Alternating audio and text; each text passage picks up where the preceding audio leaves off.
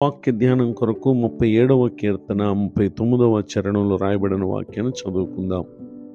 యెహోవాయే నీతిమంతులకు రక్షణాధారము, బాధ కలుగునప్పుడు ఆయనే వారికి ఆశ్రయదుర్గము. చదవబడిన ఈ వాక్య భాగంలోని దీవెన నా ప్రియులకు మీరందరూ పొందుదురుగాక. మన ప్రభువారు ఆయన సర్వమానవాళిని రక్షించుటకు ఆధారమై ఉన్న దేవుడు, లేక కాపాడుటకు, ఆదరించుటకు, బలపరచుటకు, మానవ జీవితంలో అనేక మేలులు చేయుటకు ప్రభువే మనకు ఆధారమై ఉన్నారు. అయితే ఇట్టి రక్షణను ఒక వ్యక్తి తన జీవితంలో పొందాలి అనంటే తనకు ఉండవలసినటువంటి అర్హత ఏంటి అని అనగా నీతిమంతులుగా ఉండాలి. ఈ మాటలు వింటున్న నా ప్రియ సహోదరి సహోదరులు, ఈ నీతిని మనం ఏ విధంగా పొందగలం అనంటే ఆదికాండం 15వ అధ్యాయము 6వ వచనం చెప్తున్న మాట, అతడు యెహోవాను నమ్మెను, ఆయన అది అతనికి నీతిగా ఎంచెను అనేటటువంటి విషయాన్ని అబ్రహాం గారి గురించి ఇక్కడ తెలియపరచడం మనం గమనించగలం. ఈ సంగతులను ఉద్దేశించి అపోస్తలుడైనటువంటి పౌలు గారు రోమా పత్రిక 3వ అధ్యాయము 22వ వచనం మొదలుకొని 26వ వచనం వరకు రాయబడినటువంటి వాక్య భాగాల్లో ఈ నీతిని పొందటానికి నాడు పాత నిబంధన కాలం ప్రకారంగా నమ్ముట, యేసుక్రీస్తు ప్రభు వచ్చి వెళ్ళిన పిమ్మట నమ్ముట మాత్రమే కాక అది ఆయన కృపచేత మనకు ఉచితముగా అనుగ్రహింపబడుతున్న నీతి అని, పూర్వం చేయబడిన పాపములను దేవుడు తన ఓరి వల్ల ఉపేక్షించినందున ఆయన తన నీతిని కనుపరచవలనని క్రీస్తు యేసు రక్తమునందలి విశ్వాసము ద్వారా ఆయనను కరుణాధారముగా బయలుపరిచే నిజమే. యేసును ప్రభువుగా మనం అంగీకరించడం మాత్రమే కాక మన ప్రతి పాపము ఆయన రక్తం ద్వారా మనం విడుదల పొందుతున్నాము అనేటటువంటి విషయమందును మనము నమ్మిక ఉంచాలి. ఎప్పుడైతే ఈ స్థితిని గురించినటువంటి విశ్వాసం మనలో కలిగి ఉంటామో నిశ్చయంగా నీతిమంతులంగా ఉండగలుగుతాం. తద్వారా మీకు ఎదురయ్యే పలు ఇబ్బందుల నుండి, కష్టాల నుండి, నష్టాన్ని, నాశనాన్ని కలుగజేయే పరిస్థితులన్నిటి నుంచి కూడా ప్రభువే మనలను రక్షించేటటువంటి వారుగా ఉన్నారు. పరిశుద్ధ గ్రంథంలో రాయబడినటువంటి ఒక సంఘటన మనం పరిశీలన చేస్తే ఆదికాండము 6వ అధ్యాయం 9వ వచనంలో నోవాహు నీతిపరుడు అనేటటువంటి విషయం చూస్తున్నాం. అనగా అతడు ప్రభువును నమ్మినటువంటి వ్యక్తిగా ఉన్నాడు.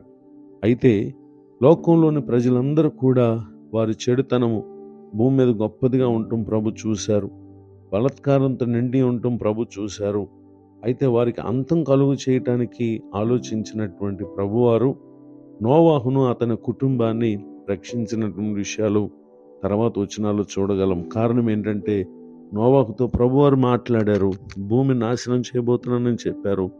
అయితే అతడు తన కొరకు వాడను కట్టుకోవాలి అనేటటువంటి విషయాన్ని ప్రభు చెప్పగా ఆదికాండం